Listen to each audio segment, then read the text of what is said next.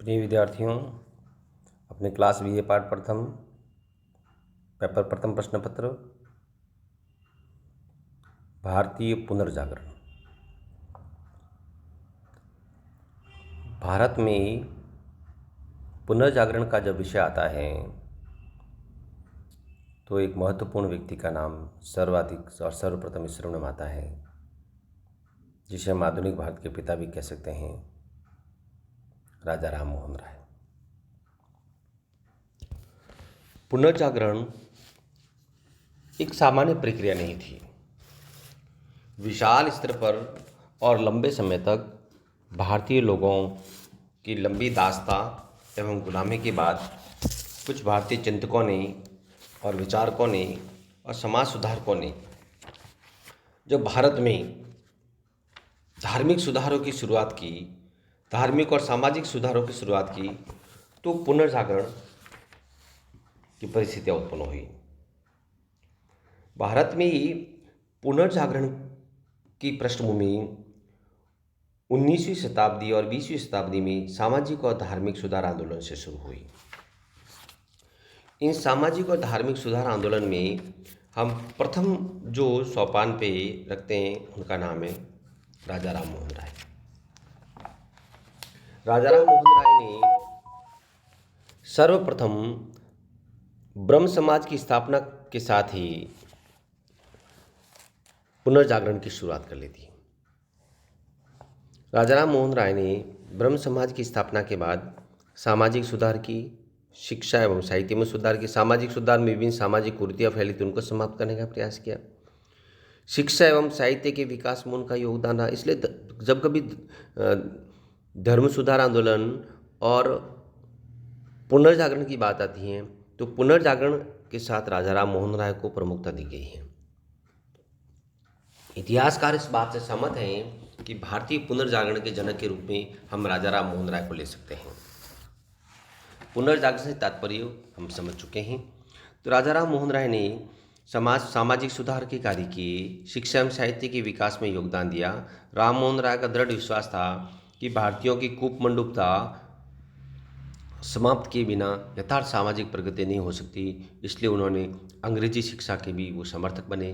उन्होंने कलकत्ता में हिंदू कॉलेज की स्थापना की। उन्होंने और भी कुछ महत्वपूर्ण समाचार पत्र निकाले।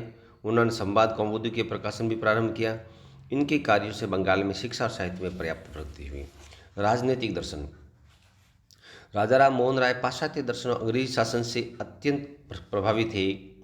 प्रोफेसर बिपिन चंद्र के अनुसार उनका विश्वास था कि भारतीय धर्मों और समाजों से भ्रष्ट तत्वों को जड़ मूल से उखाड़ फेंकने की कोशिश करें। एकेश्वरवाद का वैदांतिक संदेश देकर वे भिन्न भिन्न समूहों में बटे भारतीय समाज की एकता का आधार तैयार कर रहे थे। उन्होंने भारत के समक्ष उपस्थित ज्वलंत प्रश्नों पर जनमानस को उद्वेलित करने का प्रयास किया। उन्होंने बंगाल के किसानों को भूस्वामियों के अत्याचारों से मुक्त कराने, किसानों के लिए लगान की राशि तय करने, ईस्ट इंडिया कंपनी के व्यापारिक अधिकारों को समाप्त करने, भारतीय वस्तुओं पर ये निर्यात शुल्क कम करने, उच्च सेवाओं के भारतीयकरण करने, न्यायिक सेवाओं में भारतीयों की सहभागिता, इन प्रकार के तत्वों को लेकर के राजा राम मोहन राय ने कार्य किया। निश्चित रूप से हम जब आधुनिक भारत के निर्माण बात करते हैं तो आधुनिक भारत के निर्माण के यही महत्वपूर्ण तत्व थे जिनके द्वारा हम आधुनिक भारत के निर्माण की बात कर सकते थे, और इसकी शुरुआत सर्वप्रथम राजा राम मोहन राय ने की थी। अंतर्राष्ट्रीय और राष्ट्रों के बीच सहयोग के समर्थक थे। वो कहते थे कि एक राष्ट्र का दूसरे राष्ट्र से संवाद होना चाहिए, सहयोग होना चाहिए। राजा राम मोहन राय भारतीय पुनर्जागरण के अग्रदूत एवं आधुनिक भारत के निर्माता कहे जा सकते हैं। यद्यपि अनेक विद्वान इस मत से सहमत नहीं थे। शिक्षा, साहित्य, धर्म, समाज, राष्ट्रीय मामलों के संदर्भ में उन्होंने महत्वपूर्ण भूमिका निभाई। उन्होंने धार्मिक रूढ़ी और सामाजिक कुप्रथाओं के विरुद्ध लड़ा, कड़ा संघर्ष किया। अनेक प्रतिरोध के बावजूद अपने प्रयासों से वे कुछ हद तक सफल रहे। उनके कार्यों का मूल्यांकन करते हुए जकारिया ने लिखा है कि राजा राम मोहन राय और उसका ब्रह्म समाज भारत में सभी सुधार आंदोलनों में, चाहे वह हिंदू धर्म हो अथवा राजनीति, वे प्रारंभिक बिंदु थे।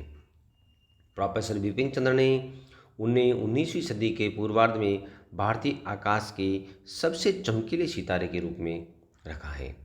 सरकार और दत्ता के शब्दों में उन्होंने बुद्ध के पश्चात भारतवर्ष को इस अवस्था में रखा ताकि वह समूची मानव जाति को आध्यात्मिक संदेश दे सके और निर्णयकारी राष्ट्रीय इतिहास की दौड़ प्रारंभ हो सके। भारतीय पुनर्जागरण के अंतर्गत हम पुनर्जागरण में राजा राम मोहन राय के साथ साथ और भी थे, जिसमें देवेंद्र नाथ टैगोर, केशव चंद्र सेन, स्वामी विवेकानंद, पंडित ईश्वर चंद्र विद्यासागर, प्रार्थना समाज की स्थापना हुई, रामकृष्ण मिशन की स्थापना हुई, स्वामी दयानंद सरस्वती ने आर्य समाज की स्थापना की।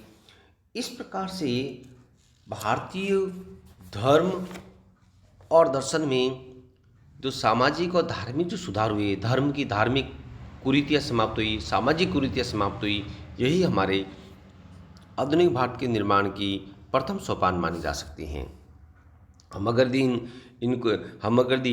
तत्वों को निष्कर्ष रूप में कहें तो निश्चित रूप से राजा राम मोहन राय का ब्रह्म समाज, स्वामी दयानंद सरस्वती का आर्य समाज, जिन्होंने कहा था बैक टू वेदास यानी वेदों की ओर लौटो, और रामकृष्ण मिशन, इस प्रकार की जो संस्थाएं थी, स्वामी विवेकानंद जिसको हम युवाओं का प्रेरणा स्रोत मानते हैं, इन सब ने आधुनिक भारत के निर्माण में और पुनर्जागरण के लिए महत्वपूर्ण कार्य किया, जिसके फलस्वरूप एक सुषुप्त अवस्था में सोई भारतीय जो विचारधारा, भारतीय जनमानस को सामाजिक और धार्मिक रूढ़िवादिता के जकड़न से बाहर निकाल करके एक नवीन सोच की ओर अग्रसर करने का प्रयास किया। धन्यवाद।